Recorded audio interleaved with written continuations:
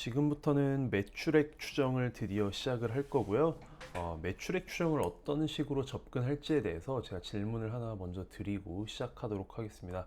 자, 만약에 매출액이라는 애를 곱셈식으로, 그러니까 매출액이라는 애를 뭐 곱하기 뭐로 표현을 한다면 두 가지 표현할 수 있는 방법이 있는데요. 여러분들께서 혹시 시간이 있으시다면 일시정지를 한번 해보시고 어떤 방법으로 매출액을 표현할 수 있을지 한번 고민해 보시면 좋을 것 같습니다. 제가 오프라인 수업 때는 이 문제를 내드리면서 시간을 좀 드리는데요. 온라인은 이제 그렇게 할 수는 없으니까 제가 잠깐 시간을 드리도록 하겠습니다. 우리 레베뉴를 표현할 수 있는 두 가지 방법 소개시켜 드리면요. 첫 번째는 탑다운 어프로치라 그래서요. 레베뉴를 시장 규모 곱하기 마켓 사이즈로, 마켓 쉐어로 표현을 하는 방법이죠. 그래서 예를 들어서 1조짜리 시장 규모의 10% 마켓 쉐어에서 우리 매출액 1000억 될 거야, 이렇게 접근하는 방법이 탑다운, 그러니까 위에서부터 내려오는 어프로치다라는 거죠. 우리 탑다운하면 항상 뭔가 매크로나 뭔가 시장 규모나 이렇게 높은 데서부터 내려오는 방법, 탑다운 어프로치고요.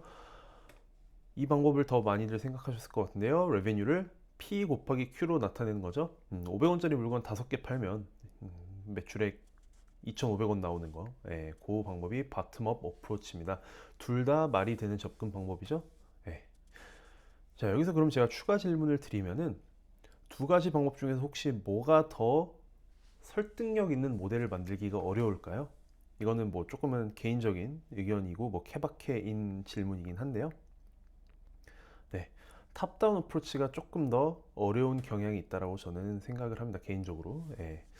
자, 우리 마켓 사이즈 있고 마켓 쉐어 있고 퀀티티 있고 프라이스 있고, 우리 바텀업 어프로치는요, 다 잠시 뒤에 배우겠지만 모델을 쪼개고 쪼개가지고 레베뉴라는 애를 굉장히 디테일한 단계까지 쪼개가지고 이제 추정하는 방법이 바텀업 어프로치입니다. 그렇기 때문에 많이 쪼개놓은 상태에서 퀀티티와 프라이스를 각각 뭔가 추정하는 기법이기 때문에 뭔가 추정치 하나하나에 대한 가정치는 굉장히 좀 중요도가 이제 떨어지는 거죠. 중요도가 점점 중요도를 많이 떨어뜨려서 하나하나에 대한 가정치를 차라리 조금 편하게 추정하는 방법, 좀 더 설득력 있게 만드는 방법이 바텀 어프로치라고 한다면요. 탑다운 어프로치는요, 마켓 사이즈를 우리가 일단 추정을 해야 되죠. 5년 뒤에 뭐 보톡스 시장이 마켓 사이즈가 어떻게 될까? 5년 뒤에 마켓 시어가 어떻게 될까? 마켓 사이즈는요, 더 쪼개고 쪼개가지고 뭔가 로직을 만들기가 용이합니다. 하지만 마켓 쉐어가 조금 그게 어려워요. 뭐 우리가 뭐 5년 뒤에 마켓 쉐어가 어떻게 될 거냐라고 하면은 뭐 10%를 제가 만약에 마켓 쉐어 10%라고 한다고 했다라고 한다면은 왜 10%에 대해인지에 대해서 이 로직을 설명하는 게 굉장히 어렵습니다.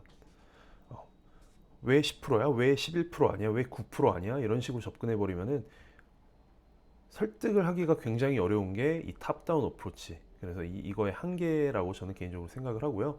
반면에 뭐 마켓 사이즈 같은 경우에는 쪼개고 쪼개다 보면은 예를 들면은 뭐 우리나라 인구는 이렇게 될 거고요. 우리나라의 뭐 보톡스 침투율은 이렇게 될 거고요.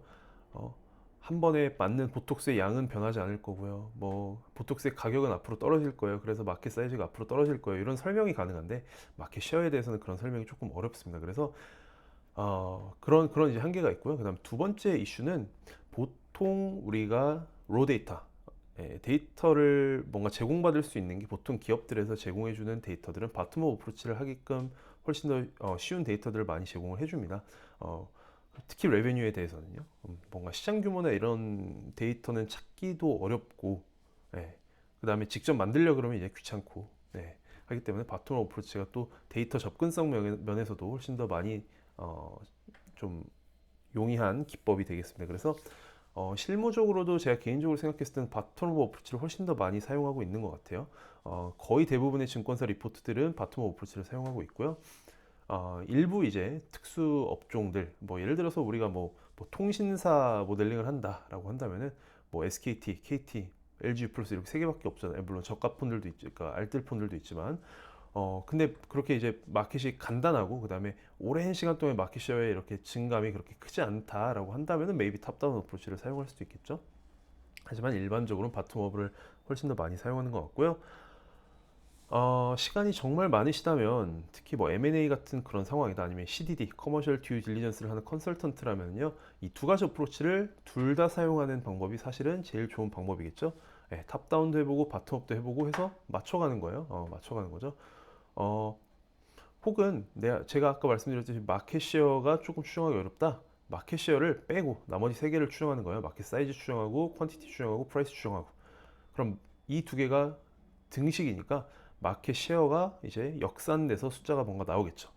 그래서 이 역산돼서 나온 마켓 쉐어를 보면서 마켓 쉐어가 너무 크다 싶으면 뭐 했는데 마켓 쉐어가 한 막 80% 나와요. 막 얼토당토하는 숫자가 나와요. 그럼 뭔가 퀀티티랑 프라이스를 좀 가정치를 약하게 해줘야겠구나. 마켓 사이즈는 뭔가 가정치를 조금 크게 해줘야겠구나.